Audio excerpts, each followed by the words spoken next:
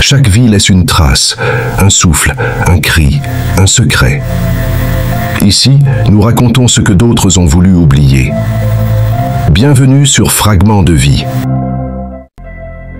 Dans un petit village isolé du Mexique, niché entre les montagnes arides et les champs de maïs grillés par le soleil, les jours se ressemblaient.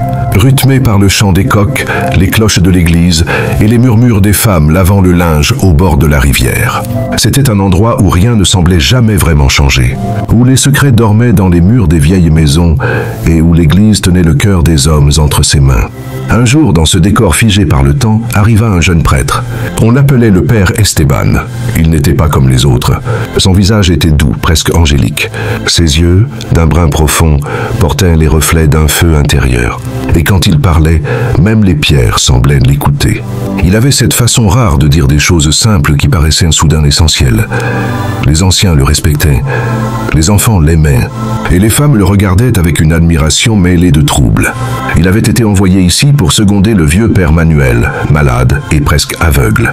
Très vite, Esteban devint le pilier de la paroisse. Il prêchait avec ferveur, confessait avec compassion et tendait la main aux plus pauvres. On disait qu'il avait été promis à un brillant avenir dans les hautes sphères de l'Église. Mais dans ce village, son destin prit un autre chemin. Parmi les jeunes fidèles, il y avait une fille, Isabella. 17 ans à peine, une beauté fragile, presque irréelle, des cheveux noirs comme la nuit, un sourire timide et une voix d'ange qu'on entendait chaque dimanche s'élever dans la chorale. Elle était douce, pieuse, toujours prête à aider, un modèle aux yeux de tous. Mais derrière ses prières, elle rêvait de liberté, d'amour, d'évasion. Et puis un jour, leurs regards se croisèrent un peu trop longtemps. Un silence, un frisson, un interdit. D'abord, ce ne furent que des gestes anodins. Une main effleurée au moment de bénir les enfants. Un sourire échangé pendant une répétition de la chorale. Mais le cœur a sa propre logique. Et parfois, même la foi la plus sincère ne suffit pas à faire taire les élans de l'âme. Les semaines passèrent. Ils commencèrent à se parler. Puis, à se chercher. À se confier. Esteban luttait. Il priait, il jeûnait. Il se condamnait intérieurement pour chaque pensée, chaque frisson, chaque rêve nocturne où le visage d'Isabella lui apparaissait. Mais ce genre d'amour, quand il est vrai, ne recule pas. Il attend, il insiste, il finit par vaincre. Et ce fut une nuit d'orage, quand le tonnerre couvrait les battements des cœurs et que le vent masquait les soupirs, qu'Esteban céda. Dans le silence d'une sacristie éteinte, ils s'aimèrent. Une seule fois, une nuit volée au destin. Ce qu'ils vécurent en cette nuit-là fut bien plus qu'un acte charnel. C'était une communion. Deux âmes perdues qui s'étaient trouvées dans le labyrinthe des interdits. Mais l'aube n'apporta pas la paix. Car quelques semaines plus tard, Isabella, les yeux embués, murmura à Esteban ces mots qui firent basculer leur monde. « Je suis enceinte ». Il sentit son cœur s'arrêter, sa gorge se serrer. Ce n'était pas seulement un enfant qui allait naître, c'était le début d'un scandale qui pouvait tout détruire. Un prêtre, père. L'idée même était un blasphème aux yeux de l'Église. Il pensa à fuir. Il pensa à tout avouer. Il pensa même, l'espace d'un instant, à tout abandonner pour elle. Mais la peur fut plus forte. Alors, une autre solution s'imposa, tragique, désespérée. Isabella devait interrompre la grossesse.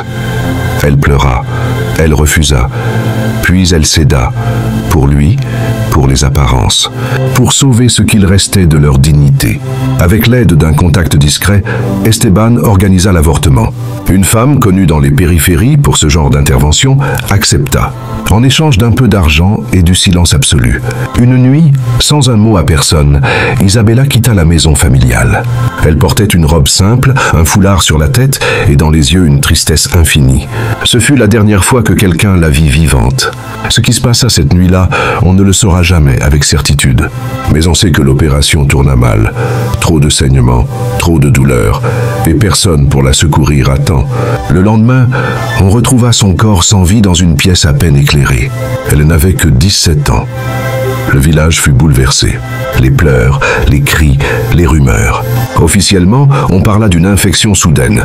Mais dans les coins sombres des tavernes et au fond des confessionnaux, les murmures disaient autre chose. Esteban ne dit rien. Il enterra Isabella avec des mots tremblants, un regard perdu, et un fardeau qu'il porterait jusqu'à la fin de ses jours.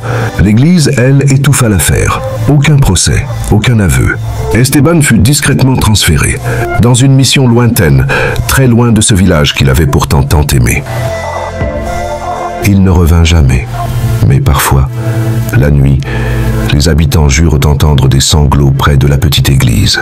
Et certains disent qu'au pied de la tombe d'Isabella, des fleurs sauvages poussent, même en hiver. Car ce n'est pas seulement l'histoire d'un prêtre et d'une jeune fille, c'est celle d'un amour condamné, d'un crime couvert par la foi, et d'une vérité enterrée avec le silence.